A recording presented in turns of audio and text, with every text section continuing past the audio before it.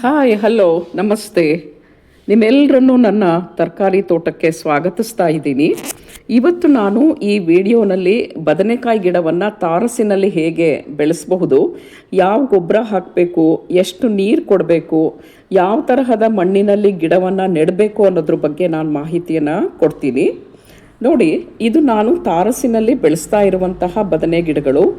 ಗಿಡದ ತುಂಬ ಹೂಗಳಿದೆ, ಹೀಚಿದೆ ಮತ್ತು ಕಾಯಿಗಳು ಕೂಡ ಇದೆ.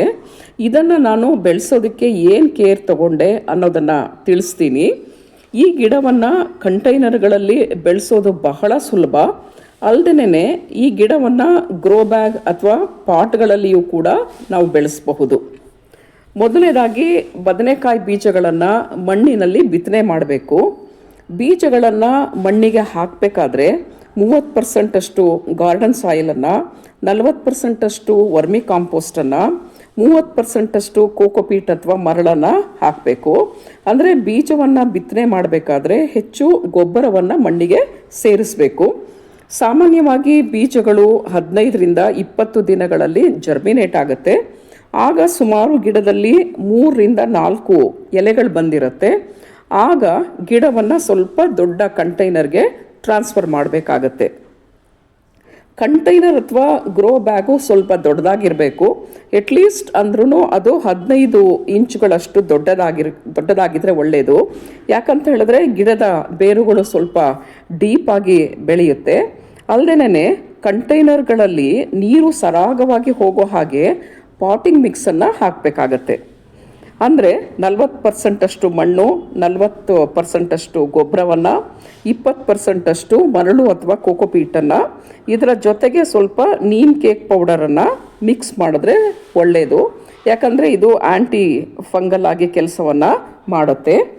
ನಂತರ ಗಿಡಕ್ಕೆ ಹಾಕಿದ ಸುಮಾರು 40ರಿಂದ 45 ದಿನಗಳ ಆದಮೇಲೆ ಗಿಡದ ಮೇಲ್ಭಾಗದಲ್ಲಿ ಬರುವಂತಹ ಚಿಗುರುಗಳನ್ನು ಕೀಳಬೇಕು. ಆಗ ಗಿಡ ಸ್ವಲ್ಪ ಬುಷಿಯಾಗಿ ಬರುತ್ತೆ. ಗಿಡವನ್ನು ನಾವು ಆದಷ್ಟು ಹೆಚ್ಚು ಬಿಸಿಲಿನಲ್ಲಿ ಇಡಬೇಕಾಗತ್ತೆ. ಬಿಸಿಲಿನಲ್ಲಿ ಗಿಡ ಇಟ್ಟರೆ ಗಿಡ ಬಹಳ ಚೆನ್ನಾಗಿ ಬೆಳೆಯುತ್ತೆ. ಎಟ್ಲೀಸ್ಟ್ ಅಂದ್ರೂ 6ರಿಂದ 7 ಗಂಟೆಗಳ ಕಾಲ ಬಿಸಿಲು ಗಿಡಕ್ಕೆ ಅವಶ್ಯಕ. ನಂತರ ಗಿಡ ಹಾಕಿದಂತಹ 2 ತಿಂಗಳ ನಂತರ ಹೂಗಳು ಗಿಡದಲ್ಲಿ ಪ್ರಾರಂಭ ಆಗುತ್ತೆ. ಆಗ ಗಿಡಕ್ಕೆ ನಾವು ಹೆಚ್ಚು ಗೊಬ್ಬರವನ್ನು ಕೊಡಬೇಕು. ನಾವು ಎಷ್ಟು ಗೊಬ್ಬರ ಕೊಡ್ತೀವೋ ಅಷ್ಟು ಕಾಯಿಗಳು ನಮಗೆ ಸಿಗುತ್ತೆ. ಅಂದರೆ ನಾವು ಹೆಚ್ಚು ಗೊಬ್ಬರ ಹಾಕಿದ್ರೆ ಹೆಚ್ಚು ಕಾಯಿಗಳು ನಮಗೆ ಸಿಗುತ್ತೆ. ಹಾಗಾಗಿ ನೈಟ್ರೋಜನ್, ಐರನ್ ಮತ್ತು ಮೆಗ್ನೀಷಿಯಂ ಹೆಚ್ಚಿರುವಂತಹ ಗೊಬ್ಬರವನ್ನು 15ರಿಂದ 20 ದಿನಕ್ಕೊಮ್ಮೆ ಹಾಕಬೇಕು. ಅಥವಾ ಯಾವುದಾದ್ರೂ ಲಿಕ್ವಿಡ್ ಫರ್ಟಿಲೈಸರ್ ಇದ್ದರೆ, ಅಂದರೆ ಬನಾನಾ ಪೀಲ್ ಫರ್ಟಿಲೈಸರ್ ಆಗಲಿ ಅಥವಾ ಪೊಟ್ಯಾಟೊ ಪೀಲ್ ಫರ್ಟಿಲೈಸರ್ ಆಗಲಿ, ಯಾವುದಾದ್ರೂ ಒಂದು ಲಿಕ್ವಿಡ್ ಫರ್ಟಿಲೈಸರ್ನ ಗಿಡಕ್ಕೆ ಹಾಕಿದ್ರೆ ಒಳ್ಳೆಯದು. ಇದರ ಜೊತೆಗೆ ಒಣಗಿದ ಸಗಣಿ ಗೊಬ್ಬರ ಅಥವಾ ಎರೆಹುಳು ಗೊಬ್ಬರವನ್ನು ಗಿಡಕ್ಕೆ ಹಾಕಿದ್ರೂ ಕೂಡ ತುಂಬ ಒಳ್ಳೆಯದು. ಗಿಡದಲ್ಲಿ ಅಕಸ್ಮಾತ್ ಏನಾದರೂ ಹೂಗಳು ಉದುರುತ್ತಾ ಇದ್ದರೆ ಹುಳಿ ಮಜ್ಜಿಗೆಗೆ ಸ್ವಲ್ಪ ನೀರನ್ನು ಮಿಕ್ಸ್ ಮಾಡಿಬಿಟ್ಟು ಆ ನೀರನ್ನು ಗಿಡದ ಬುಡಕ್ಕೆ ಹಾಕಬೇಕು. ಅಲ್ಲದೆ ಗಿಡದ ಮೇಲೂ ಸ್ಪ್ರೇ ಮಾಡಬೇಕು.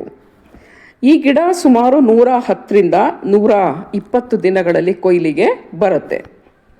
ಬದನೆ ಗಿಡಕ್ಕೆ ನೀರು ಬಹಳ ಅವಶ್ಯಕ. ಯಾಕಂದರೆ ಇದನ್ನು ನಾವು ಕಂಟೈನರ್ಗಳಲ್ಲಿ ಮತ್ತು ಗ್ರೋ ಬ್ಯಾಗ್ನಲ್ಲಿ ಹಾಕಿದ್ದೇವೆ. ಆದ್ದರಿಂದ ಪ್ರತಿದಿನ ಗಿಡಕ್ಕೆ ನೀರನ್ನು ಹಾಕಬೇಕು. ಮಣ್ಣನ್ನು ಒಣಗೋದಕ್ಕೆ ಬಿಡಬಾರ್ದು. ಮಣ್ಣಿನ ಮೇಲ್ಭಾಗ ಸ್ವಲ್ಪ ಡ್ರೈ ಆದ ತಕ್ಷಣ ಗಿಡಕ್ಕೆ ನೀರನ್ನು ಹಾಕಬೇಕು. ಸಂಜೆ ಸಮಯದಲ್ಲಿ ನೀರನ್ನು ಹಾಕಿದ್ರೆ ತುಂಬ ಒಳ್ಳೆಯದು.